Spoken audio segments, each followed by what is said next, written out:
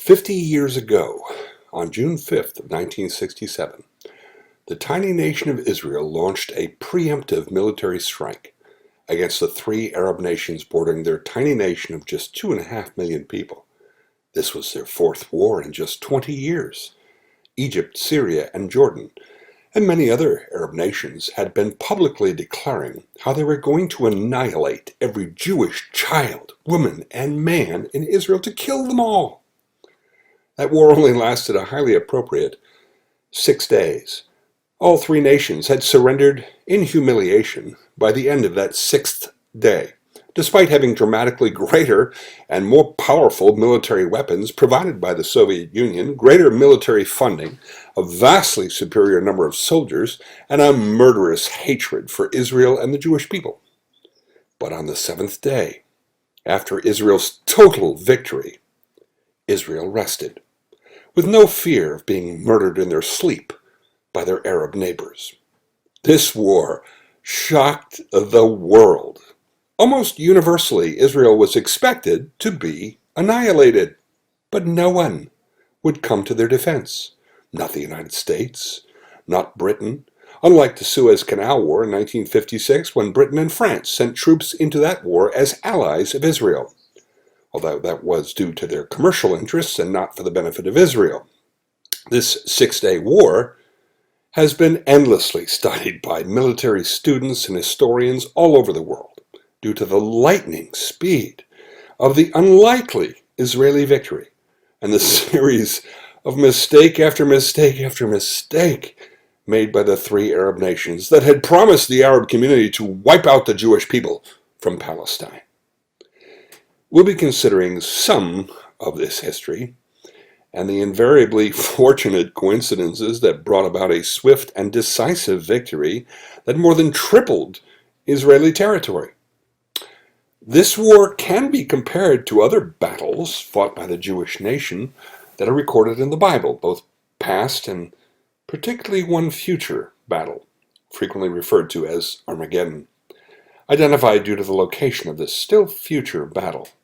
Then we'll consider the advance notice the Creator of heaven and earth has supplied to anyone willing to listen in the prophecies of the Bible that have both a direct application in relation to the Six-Day War and how events have played out over the last 120 years into a divinely orchestrated template designed to provide inspiration and confidence to any of the Creator's faithful who actually possess the great but rare benefit of what God's Son defines as seeing eyes and hearing ears, that unique capacity to ignore the winds, earthquakes, and raging fires of this life and the foolish, self-worshipping nature of society in order to hear the whispered, still, small voice of God. Gamal Abdul Nasser was the Egyptian president. He became president in 1956, but had led a military coup against the royal family in Egypt in 1952. Nasser had nationalized the Suez Canal in the first few months of his presidency in 1956, prompting a war with Israel. Although Egypt lost, Nasser, rather counterintuitively, enjoyed a massive political victory with Arabs all over the Middle East. By 1967, he was calling for all Arab nations to unite in the complete destruction of Israel and the complete annihilation of all Jewish people in Palestine, every child, every woman, every man, young or old, healthy or infirm. This Hitler-like frame of reference made him extremely popular with Arabs all over the Middle East.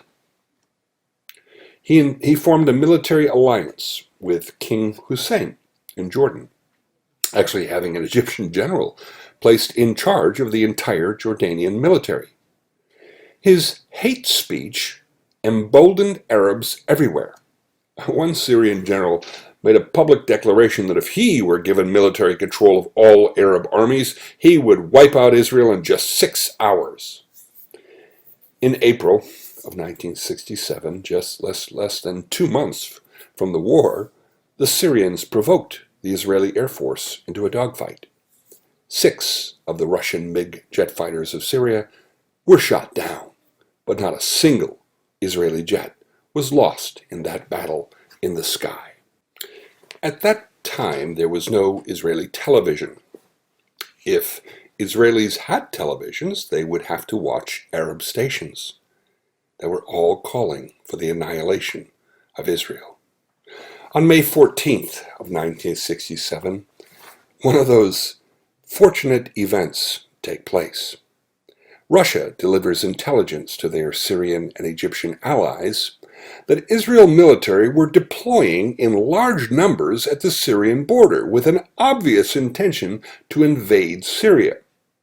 This is a lie, but both nations accept this as true. Nasser orders 4 army brigades to move into the Sinai to the border of Israel. Initially, 40,000 Egyptian reserves are called up to military duty. And over the next 3 weeks, 100,000 Egyptian soldiers, 900 Soviet-made tanks, and 1,000 artillery cannons are moved into Sinai. The next fortunate event is that less than a day after mobilizing his troops, Nasser learns that the Russian report of an imminent Israeli invasion of Syria is false, and there is no mobilizing of the Israeli army on their northern Syrian border. But Nasser refuses to back down.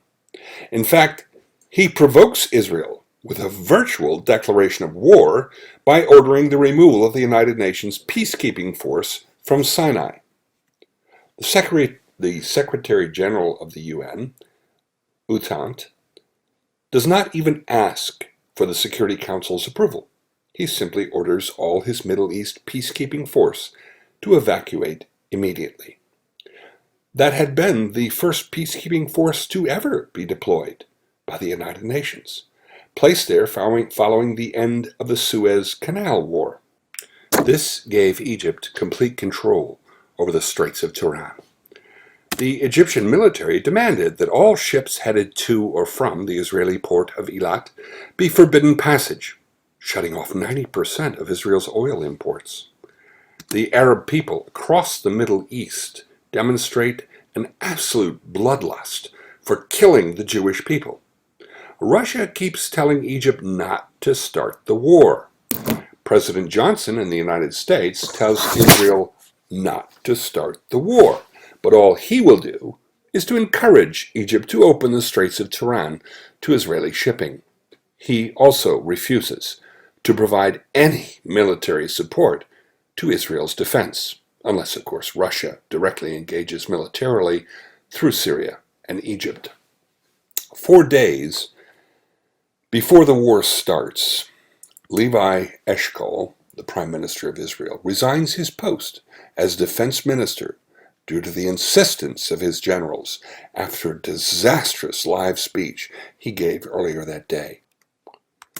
Moshe Dayan, the military hero of the Suez Canal crisis, was appointed defense minister, and plans were put in place for Israel's first strike to start the war. 2 days before the war is scheduled to start, June 3rd, 1967, a Saturday, a Sabbath, Israel's soldiers are photographed vacationing in the waters of the Mediterranean. The impression is given that Israel is not planning to strike in the near future. On the morning of the 5th, June 5th, almost the entire Israeli Air Force takes off, headed first for Egypt, across the Mediterranean, with the hope of destroying their air superiority. There is another fortunate event.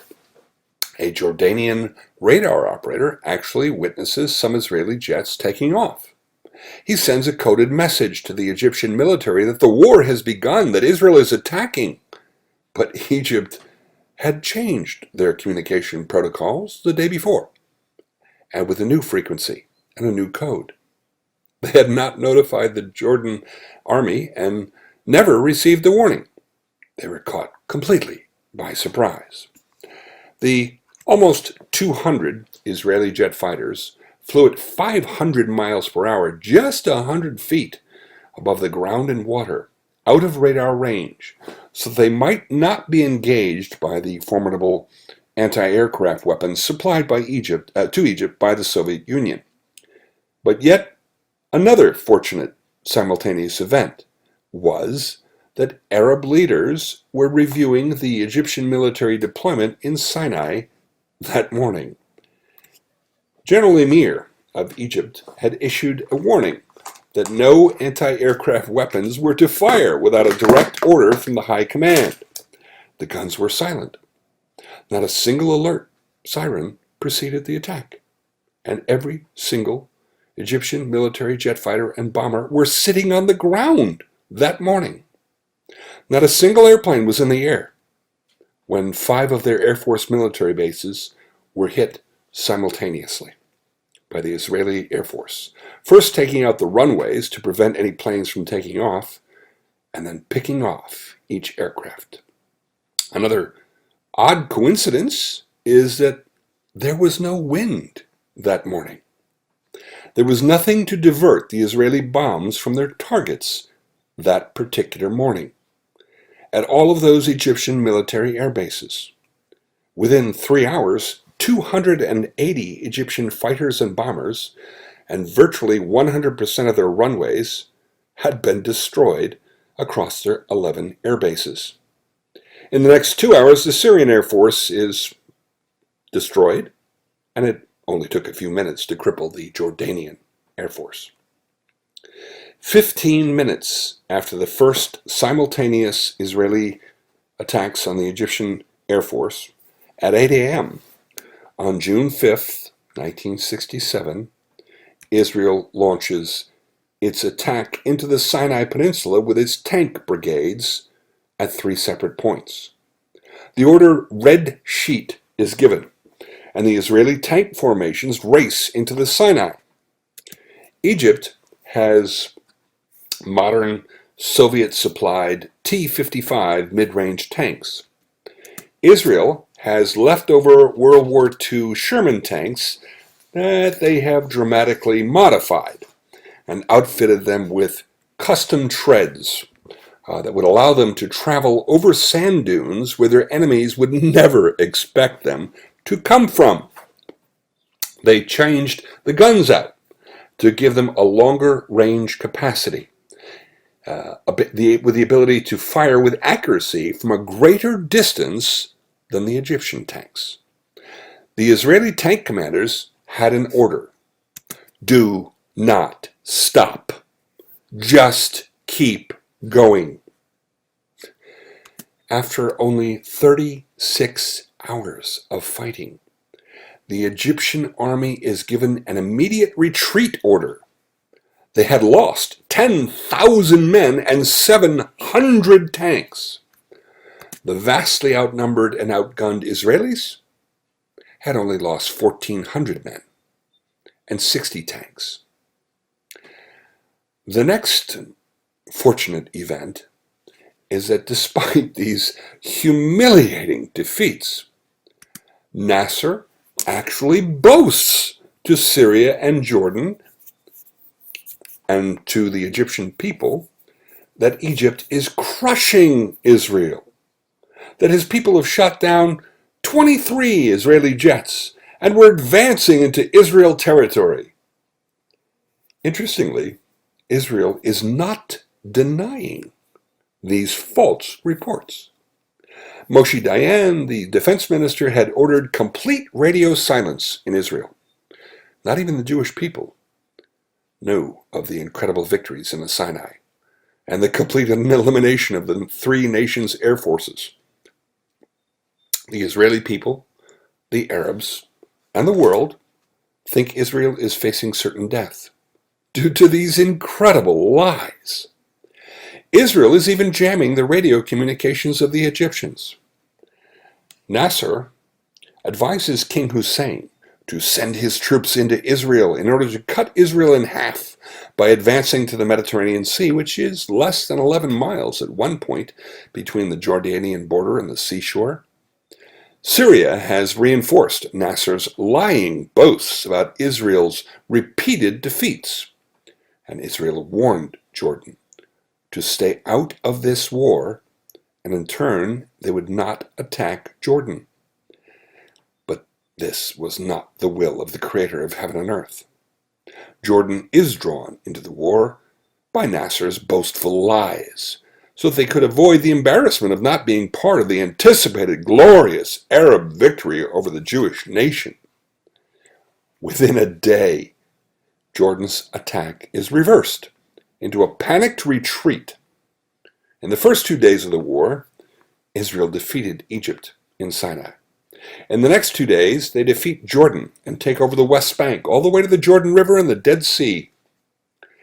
The Israeli paratroopers were ordered to leave the Sinai and return to Israel for the Jordanian military front centered at Jerusalem. In fairly short order, the Egyptian general in charge of the Jordanian military orders a retreat.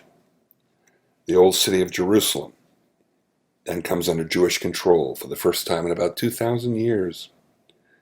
An odd coincidence has been that the #1 hit song in Israel before that war began was called Jerusalem of Gold, and it's played constantly on the radio during the war.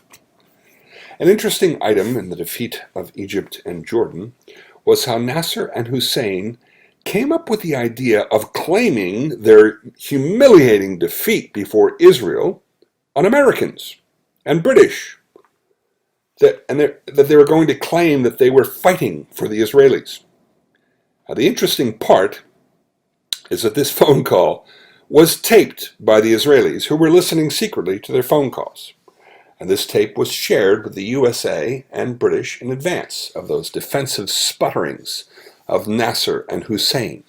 A U.S. diplomat responds to this orchestrated lie and is flatly told by Nasser that there is no possible way Israel could have this kind of success without help, and their belief was that help was coming from the Americans.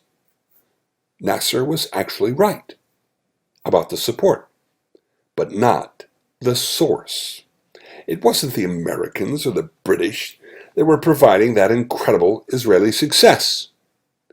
It was Yahweh, the Jewish and Christian God of the Bible, that was the unseen ally, ensuring not only a definitive Jewish victory, but in a highly appropriate 6 days, with extreme humiliation for their enemies, and a territory acquisition that would return their nation to borders very similar to their historical borders under their monarchy with kings such as Saul and David.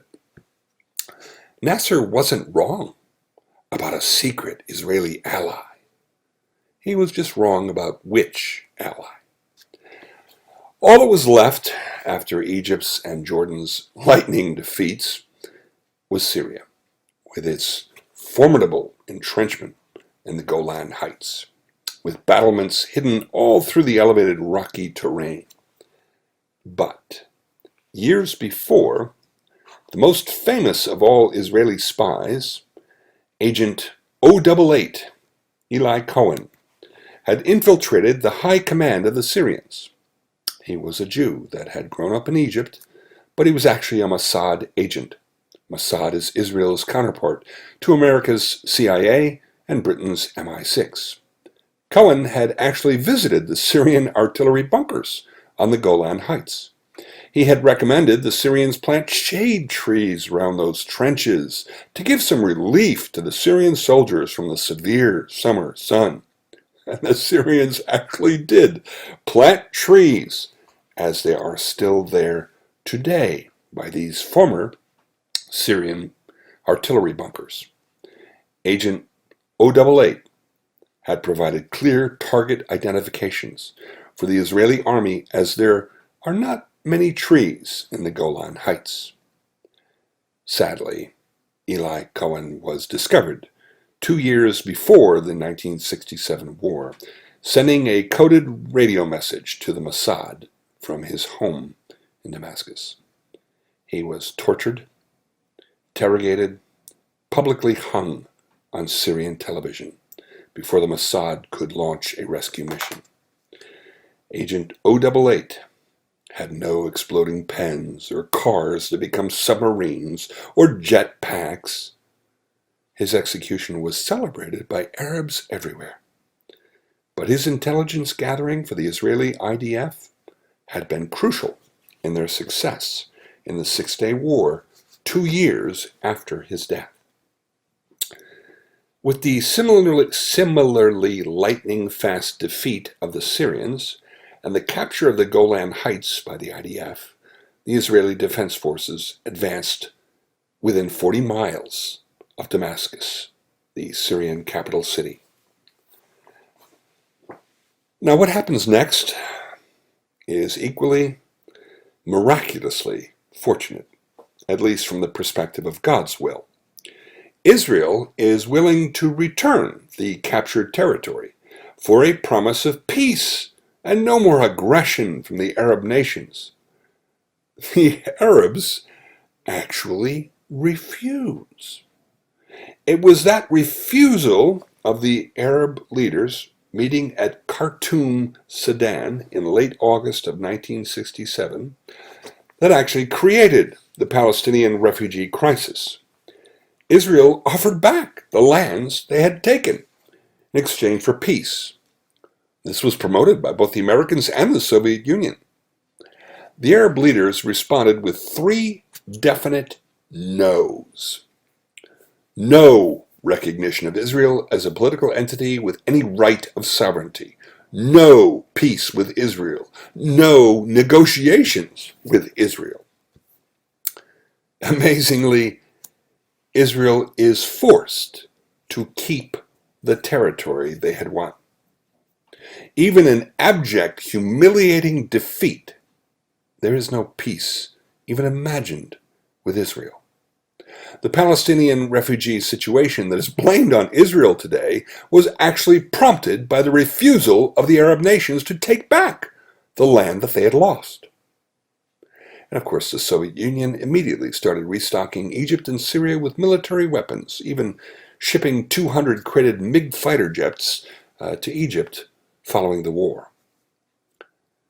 This war, 1967, is very similar to other wars and battles described in the Bible, like where a single man, armed with only the jawbone of a donkey, is able to kill 1,000 Philistine soldiers that had come to take Samson prisoner.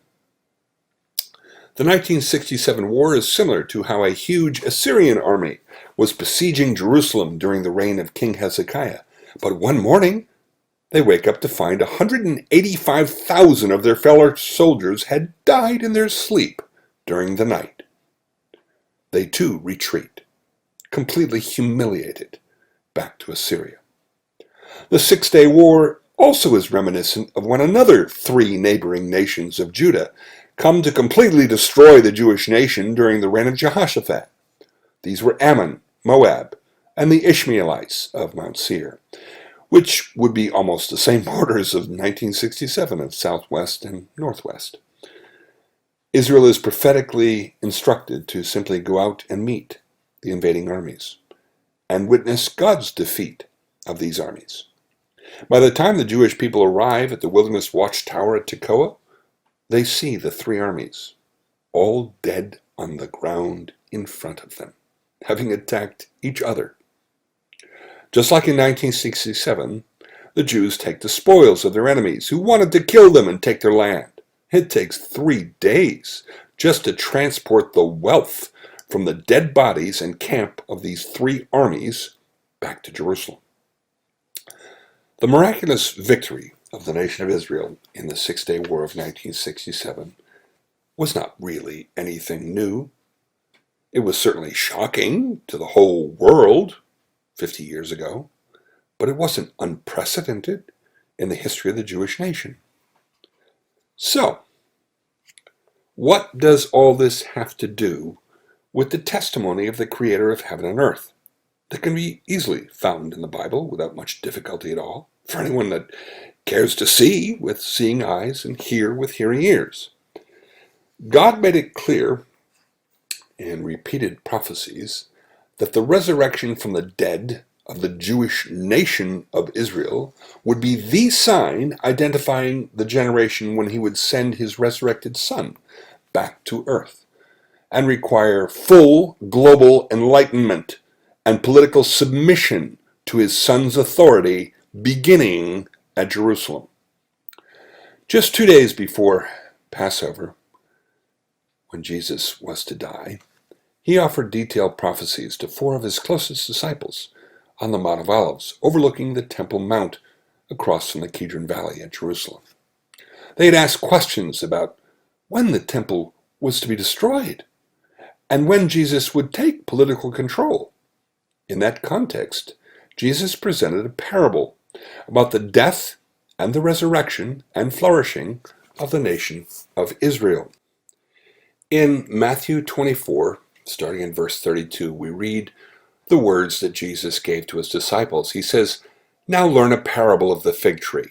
When his branch is yet tender and puts forth leaves, you know that summer is nigh. So likewise you, when you shall see all these things, know that it is near, even at the doors. Verily I say unto you, this generation shall not pass till all things be fulfilled. Heaven and earth shall pass away, but my words shall not pass away." End quote. Well, the Bible can easily interpret itself.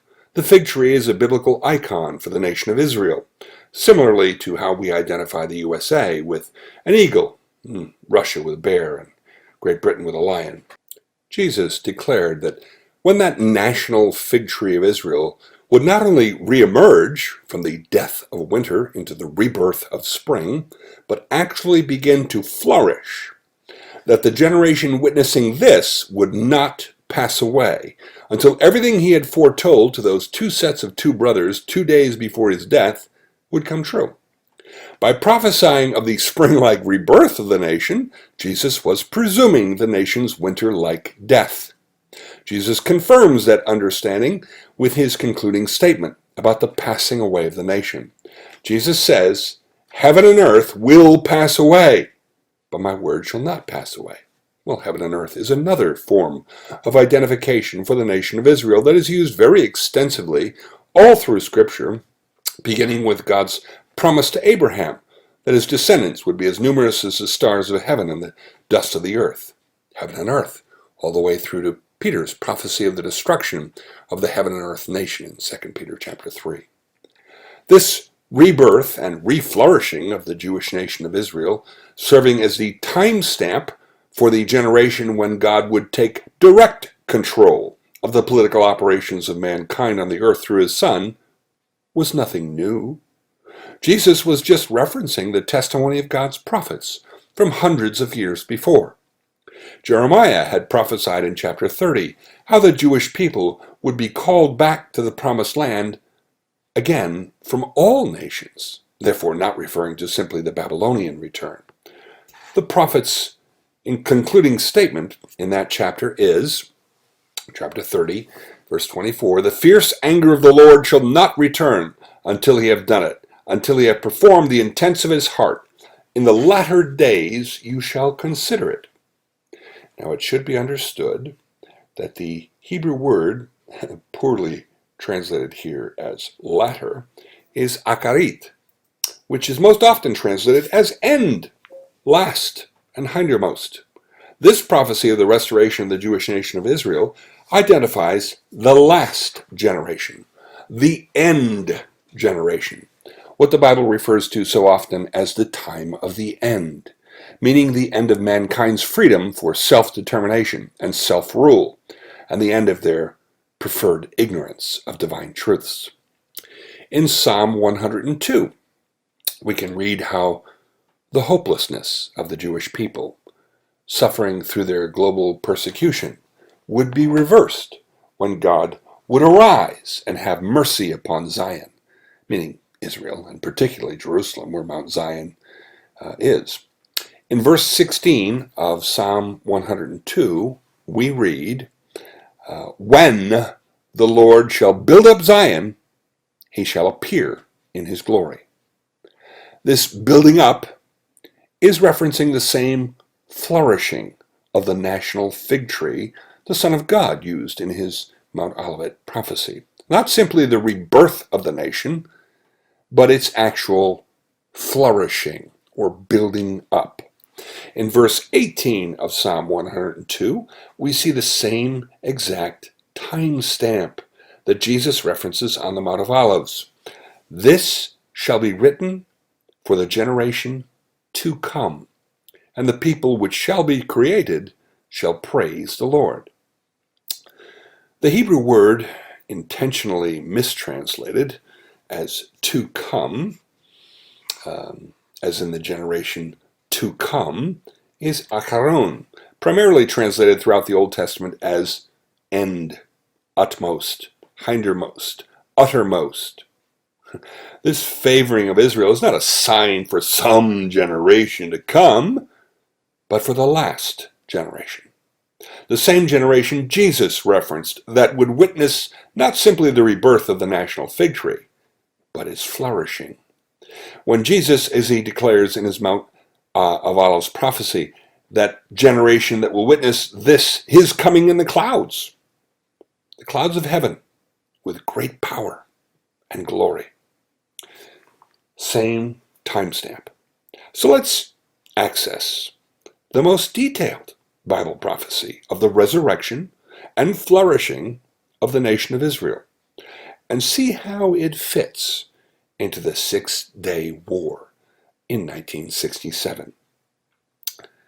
When the Jewish people had been deported from their two nations, both Israel and Judah, by the Assyrians, Babylonians, and eventually the Romans, but at that time by the Assyrians and the Babylonians, the prophet Ezekiel was chosen by God to offer them hope in a series of prophetic revelations. Chapters 35 through 48 of the book of Ezekiel explain how the Jewish people, and particularly their nation, would eventually be saved from their enemies, and how a new world order will be established with God's Son as the highest global political authority. Currently, our generation sits between the two prophecies about the Valley of Dry Bones presented in Ezekiel in chapter 37. We can read that prophecy in Ezekiel 37, beginning at verse 1. The hand of the Lord was upon me, and carried me out in the spirit of the Lord, and set me down in the midst of the valley, which was full of bones, and caused me to pass by them round about, and behold, they were very many in the open valley, and lo, they were very dry. And he said to me, Son of man, can these bones live? And I answered, O Lord God, thou knowest. Again he said unto me, Prophesy upon these bones, and say unto them, O ye dry bones, hear the word of the Lord. Thus saith the Lord God unto these bones, Behold, I will cause breath to enter into you, and you shall live. And I will lay sinews upon you, and will bring up flesh upon you, and cover you with skin, and put breath in you, and you shall live, and you shall know that I am the Lord. So I prophesied as I was commanded, and as I prophesied there was a noise, and behold a shaking. And the bones came together, bone to his bone. And when I beheld, lo, the sinews and the flesh came up upon them, and the skin covered them above. But there was no breath in them. Now this is exactly where we are at this moment in God's timetable as presented by the prophet Ezekiel. The next verse presents events that have not taken place yet. The next 6 verses prophesy events yet to take place, describing the second resurrection stage in the nation of Israel, when their spiritual repentance will take place before their Messiah, that they will learn is actually Jesus of Nazareth, witnessing the holes in his hands, the spear mark still left in his body, as described by the prophet Zechariah in reference to a war in Israel that also has yet to happen, what is often referred to as Armageddon. This is the prophecy that is also presented in Ezekiel chapters 38 and 39. But that's not our subject for today.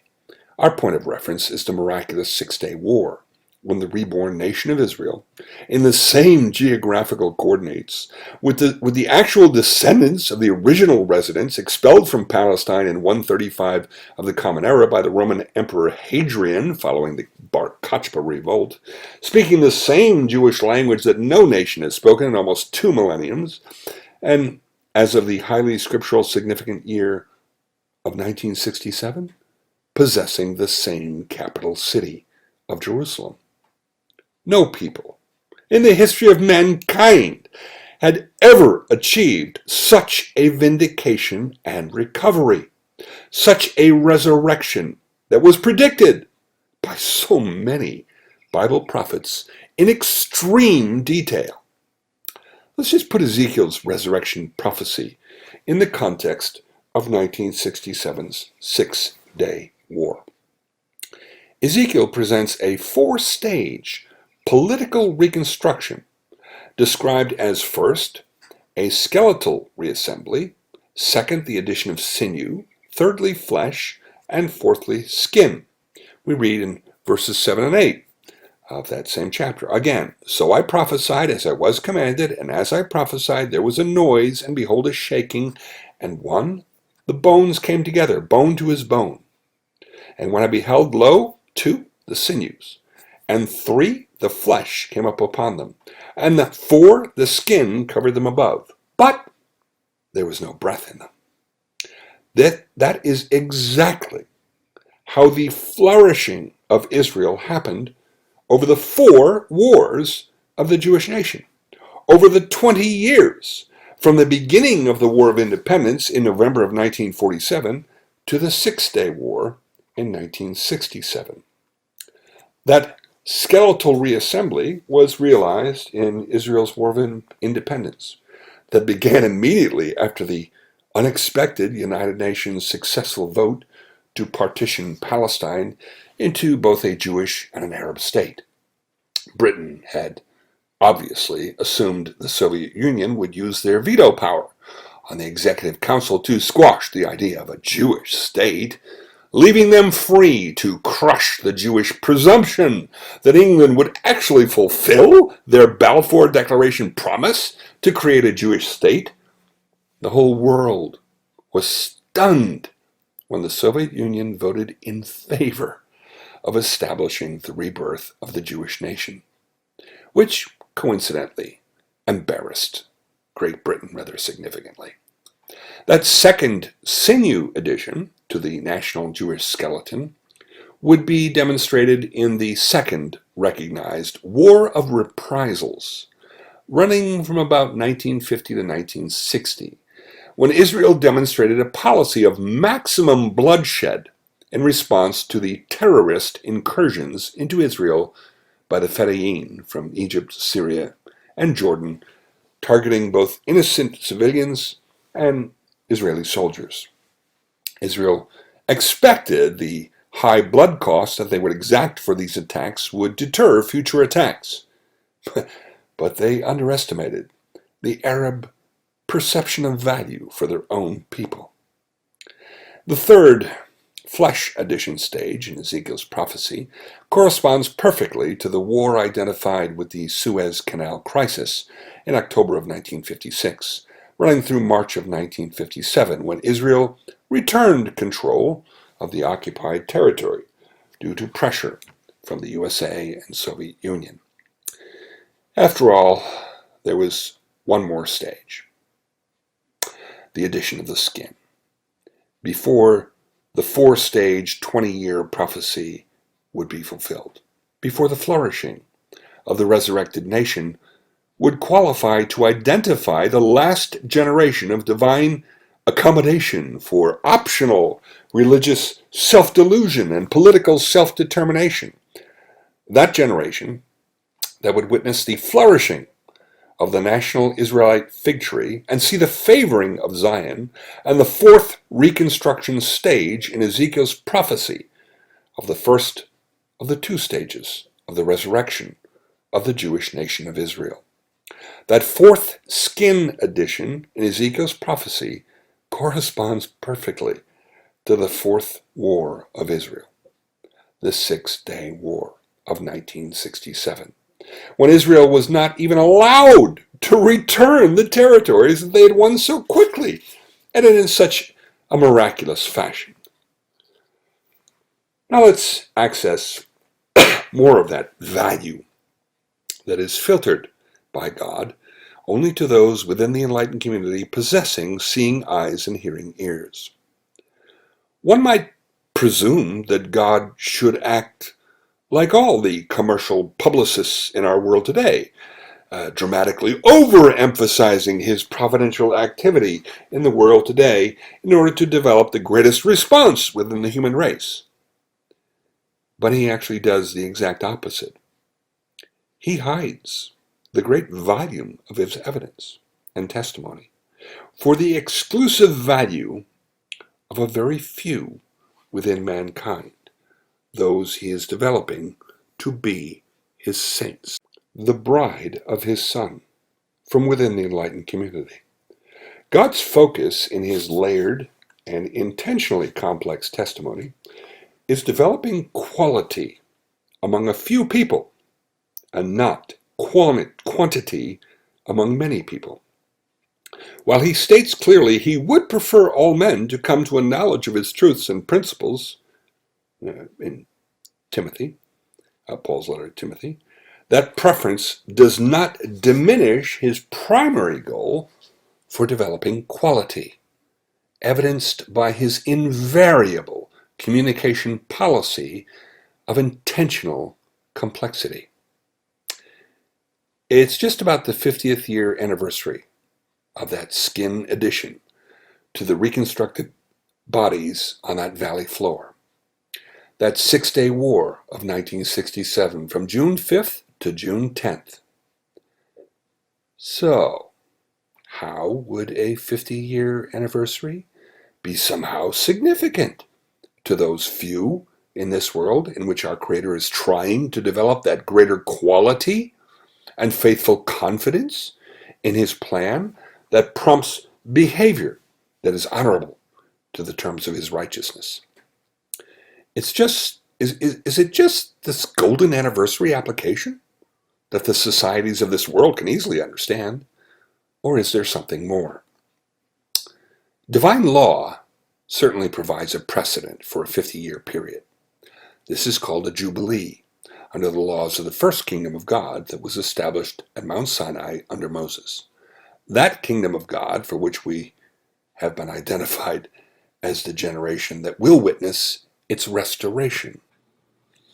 We read in Leviticus 25, starting at verse 8, "And thou shalt number 7 Sabbaths of years unto thee, 7 times 7 years. And the space of the 7 Sabbaths of years shall be unto thee 49 years. Then shalt thou cause the trumpet of the Jubilee to sound on the 10th day of the 7th month. In the day of atonement shall you make the trumpet sound throughout all your land, and you shall hallow the 50th year, and proclaim liberty throughout all the land unto all the inhabitants thereof, and it shall be a jubilee unto you. And you shall return every man unto his possession, and you shall return every man unto his family. A jubilee shall that 50th year be unto you. You shall not sow, neither reap that which grows of itself in it, neither gather the grapes in it of thy vine undressed. For it is the jubilee. It shall be holy unto you. You shall eat the increase thereof out of the field. In the year of this jubilee you shall return every man unto his possession." 50 years was the term of a jubilee under the laws of God during his first kingdom. So how does this somehow provide value to the truly faithful within the enlightened community in this last, clearly defined generation that will witness the return of the Son of God and his political dominance of the entire world?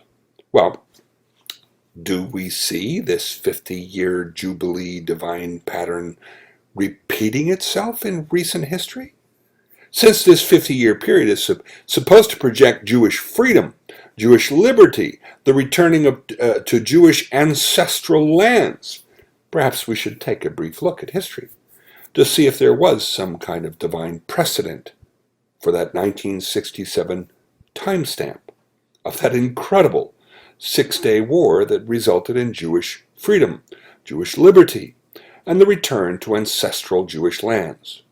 Well, 50 years before 1967 would be 1917. It's as simple as subtracting 50 years from 1967, and that was World War I. when Great Britain took political control of Palestine away from the Turks, and then issued what is known as the Balfour Declaration. This was an official letter from the government of Great Britain sent by British Secretary Arthur Balfour to Walter Rothschild and intended for the Zionist organization that had been formed in 1897, declaring the intention of the British government to sponsor the formation of a Jewish homeland in Palestine. It was the invitation, the promise of freedom and liberty to the Jewish people and a return to ancestral lands. Was it just a coincidence that the absolute fulfillment was 50 years later, that Jubilee year term? So, would there be yet more subtle evidence in this pattern that is available for the exclusive review of those who are faithful among the enlightened community, those who possess the seeing eyes and hearing ears that are so rare? Absolutely. History records the very unexpected United Nations vote in November of 1947, determining the creation of both a Jewish and Arab states in Palestine. Britain had become increasingly frustrated with the Jewish impatience concerning their reversal of the Lord Balfour promise for establishing a Jewish state. The three Jewish paramilitary organizations of the Haganah, led by David Ben-Gurion, the Irgun Gang, led by Menachem Begin, and the Stern Gang, founded by Abraham Stern, had all delivered different degrees of passive and violent resistance to the British refusal to surrender any control of Palestine. It's presumed that Britain submitted the question of Palestine to the United Nations with the logical presumption that the Soviet Union, known as Russia today, would never agree to a Jewish state, and Britain would be free to crush the Jewish resistance to their supposedly benevolent management, being freed from the pressures of world scrutiny. The Soviet Union shocked Britain and their allies in the Middle East, and the Jewish people, and the United States by agreeing to a Jewish state. Now, they probably thought they would enjoy a double victory. First, the global embarrassment of Great Britain in this vote, opposed to their determined plan to continue controlling Palestine, and the presumed impossibility of a Jewish state due to the Arab intention of annihilating every Jewish baby, child, woman, man in Palestine. Russia probably thought, how could they lose? Probably the exact same foolishness they demonstrated in backing Egypt and Syria in the Six-Day War, a very appropriate 50 years later. Doubling this Jubilee 50-year divinely appointed application can be seen between the First Zionist Convention in Basel, Switzerland in August of 1897 and the United Nations vote to create a Jewish state in 1947, which immediately started that Jewish War of Independence, resulting in the new Jewish state of Israel on May 15th of 1948, when President Truman sent America's recognition of the State of Israel at 6:11 p.m. Washington time, but 12:11 in Israel, by telegram on May 14th. Truman did this in defiance of his cabinet that had threatened him with impeachment if he actually recognized the State of Israel. One might wonder why Jerusalem was not captured at the conclusion of the War of Independence in the summer of 1948. In fact, the Jewish people were quite confident they would possess Jerusalem on the evening just before the agreed ceasefire. They believed all they had to do was get through the wall and enter the old city, and the city would be theirs. A 300-pound bomb, called the Konus, designed by an Israeli physicist named Joel Rakah, was carried up Mount Zion in the dark, under enemy fire from the Jerusalem walls, to place the bomb under the wall. When the bomb exploded, there was an incredible flash of light that shot up into the night sky. There was smoke everywhere. The soldiers rushed forward to take the city. But the wall was completely intact. There was a huge black mark on the wall, but the 300 pounds of explosives that should have ripped that wall to pebbles had only smudged the walls. It would be 19 years more before the Jewish people would take Jerusalem so very quickly in that 6-day war. It was the Creator's will that 1967 would be the appropriate time, the ending of the times of the Gentiles, when the Gentiles would no longer oppressively rule the city where the Creator had invested his name about 3,000 years before. There have been wars in Israel since 1967, but there's still one final Israeli war that is prophesied in the Bible. The prophet Ezekiel tells us about this in chapters 38 and 39, about this war. There will be 6 protagonists this time, not 3, as in 1967.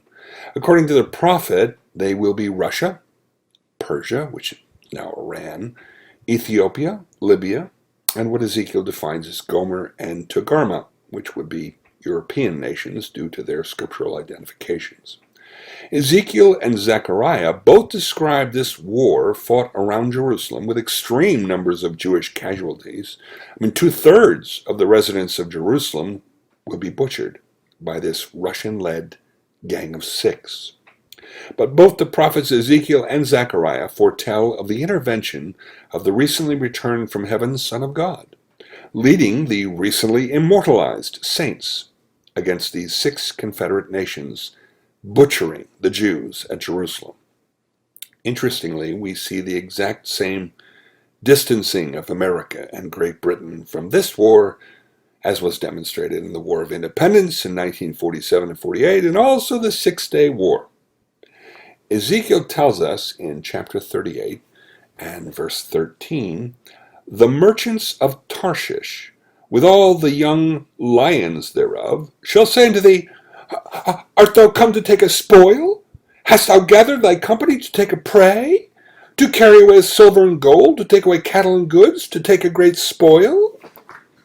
The merchants of Tarshish constitute the British Indian influence. The younger lions of Britain would be the United States, Australia, Canada, and of course India. These nations will stand by, offering only rhetoric, just like 1947-48, just like in 1967. But again, Israel will not be destroyed by its enemies. Jesus Christ will use the weapons of creation placed under his control to destroy the enemies of Israel. He will verbally command earthquakes and volcanoes and lightning and disease, which will incite panic among those soldiers drunk with bloodlust butchering the Jewish people. Ezekiel declares that 83%, 5/6, of that 6-nation confederacy will be destroyed by the weapons of nature that the Son of God will unleash upon them.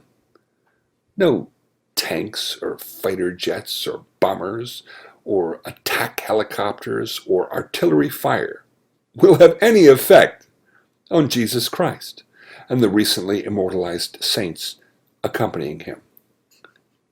The incredible series of events during the 6-Day War of 1967 fit perfectly into the patterns of God's plan, leading up to that war and offering validation to the few truly faithful on this earth to ensure the fulfillment of the subsequent prophecies.